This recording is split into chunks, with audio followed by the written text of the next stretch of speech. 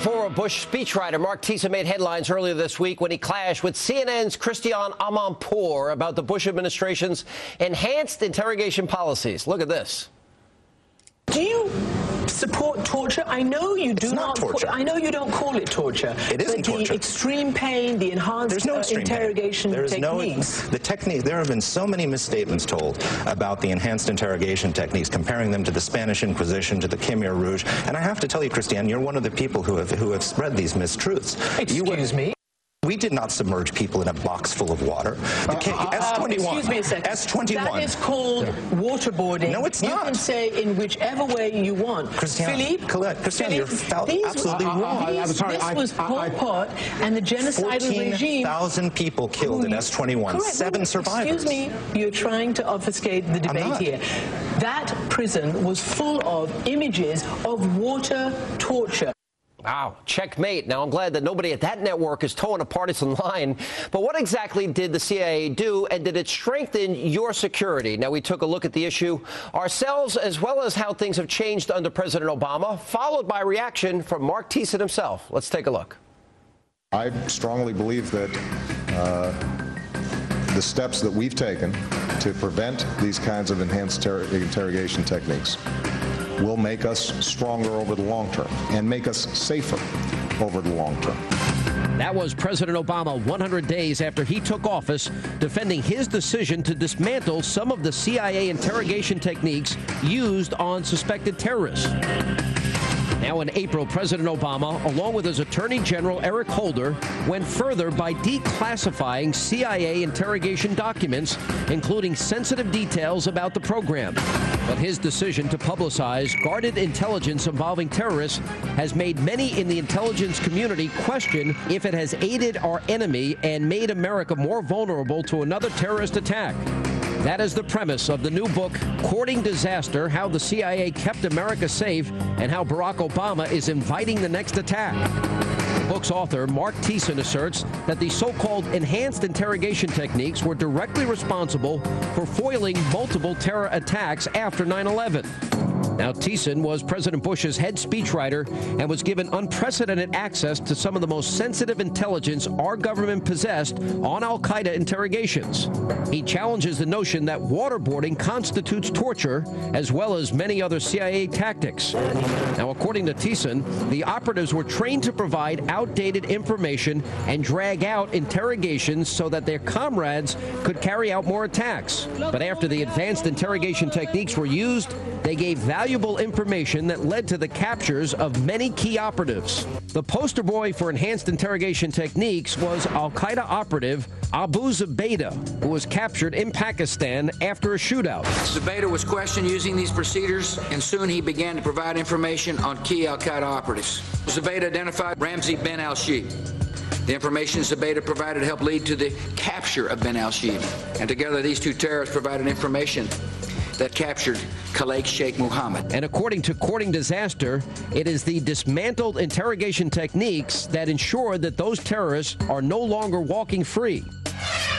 Marc Thiessen now joins us. How are you? Good to see you. Thanks for having me on. Thanks for being here. You know, you start out the book with this editor's note. You should not be reading this book. I should not have been able to write it. That's an interesting way to start a book. Well, it's the Obama administration has released all of this information about how we interrogate captured terrorists. And it's the secrets behind how the United States stopped the next 9/11. Yeah. And they should have remained secrets. But they've released all this information, and Obama's gone and said that we committed torture, and we did nothing of the sort. And so if they're going to release this information, I'm going to use it to defend the CIA interrogators who kept... I'm glad you are, you know, the idea, for example, we have an underwear bomber that has information that wanted to kill 300 Americans, and we don't interrogate the guy and we let him lawyer up, is madness to me. I mean, all right, let's go through a little bit of this and tell a story about how you were asked to write the speech for the president on this. Sure. Well, in 2006, the program had been stopped by a combination of the Supreme Court and the efforts of liberals in Congress, the enhanced interrogation. Right. And so I was asked by President Bush to write a speech revealing this program. And in the course of writing that speech, I got to know the interrogators. I sat down in a room with the people who actually, the real Jack Bowers, the people who actually interrogated these people. And they told me, they walked me through how they stopped terrorist attacks, how they interrogated Khalid Sheikh Mohammed, how they got him to tell us his plans for follow-on attacks after 9/11. 9/11. Tell us, you now can tell us. Sure. What they do? Well, there were two. If you think back to the period right after 9/11, there were two terror networks. We didn't know. First of all, we didn't know who KSM was when we were hit. We didn't know who he was, that he was behind it. It was only because of enhanced interrogation that we found out who he was. That's exactly right. Yeah. And so we started, and there were two terror networks out there that were planning to attack us. We now know from these declassified intelligence documents. One was KSM's network, which was behind 9/11, and the other one was the Hambali network, which was Southeast Asian terrorists that he had tasked to hijack a plane and fly it into the Library Tower in Los Angeles. And as a result of interrogating, I tell the story in the book of how we captured first Abu Zubaydah, then KSM, and then slowly rolled up these two networks, more than 24 people, and stopped them from committing attacks to fly a plane into the Library Tower, to blow up our consulate in Karachi, to blow up our Marine camp in Djibouti, to fly an airplane, to do 9/11 in London, fly planes into London's financial district and Heathrow Airport. And so all of these things were stopped. Now fast forward to 2009. A new terror network. We've got this, the Al-Qaeda in the Arabian Peninsula. Right. By the Obama administration's admission, we know nothing about them, and we didn't even know they were planning attacks in the United States. Why?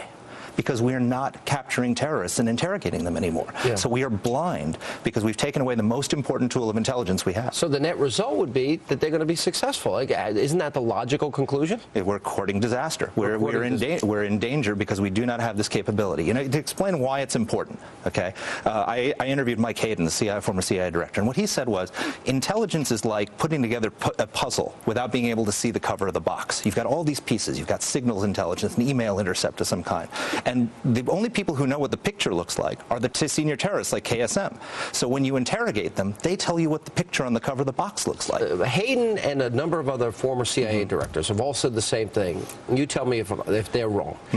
That we accumulated more intelligence from enhanced interrogation than all of our intelligence agencies combined. That's true? That's 100% true. And through 2006, since the 9/11 attacks, half of what we knew about Al-Qaeda and their plans came from CIA interrogations. Yeah. They identified voices and phone calls, which we didn't know who they were. They uncoded terrorist communications for us. They told us from the inside how Al-Qaeda operates and what their plans are. They gave us the picture on the cover of the box. We don't have the picture on the cover of the box anymore, and that's why we're in danger. And is that why we prevented attacks all these years? It's exactly why. Because we question these terrorists. You can intercept a phone call, but if you don't know who the voice is in the phone call. All right, what do you say to the critics that always say, well, if you're using enhanced interrogation, people will say anything. They'll just to make it stop, to make it go away. But you obviously have to cross-check what they're saying with what others are saying, and then you have the ability to confront them again. And that's exactly so right. Eventually, they do want it to stop, so the only way that's going to stop is if they tell the truth. Well, one of the things that's actually one of the biggest myths that's told about this program. We actually didn't use enhanced interrogation techniques to get intelligence. We used enhanced interrogation techniques to get them to cooperate. KSM started out being defiant. Then we waterboarded him, and then he was compliant. And they asked him during the enhanced interrogation techniques answers to questions they knew the answers to gauge whether he was now changed his mind and was going to cooperate. And then the techniques stopped. The techniques lasted a couple of days. You see, I think it's hard for good people to understand evil. Yeah. And you're describing pure, unadulterated evil in this book. There's a story of one of the interrogators who was late at night, was talking to Gardner Peckham, as a guy who did an investigation in this program, and this guy said that he was faced with KSM one night, and KSM just said to him, you know, if I ever get out of this hole, I'm going to slit your throat and kill your family. Smiled while he said it. And this guy said, you know, my job is hard, and it's tough sometimes facing these guys, but every time I get down, I just think of that couple, those two people who stood on the ledge of the World Trade Center and just held their hands and went off into space, and I go back to my work. These people are heroes. They're not torturers. Yeah. They're heroes who stopped the next 9/11, and they're vilified. What do you think about the fact that there were people in this country that would like to try them? It's incredible. This is the most successful and important intelligence program probably in the history of the CIA. And these people, you know, where's Leon Panetta? Why isn't he defending his own agency? He's trying to, but it's within he's that. He's not trying hard enough. He's doing his best. He's up against Eric Holder, and he's up against a lot of people who are out to get these people. Then if he can't do his job, he needs to quit and resign and tell the country why he can't do his job. I wish he would, but the problem is whoever would come after him would probably be worse. All right, great, incredible insight. Thank you very much.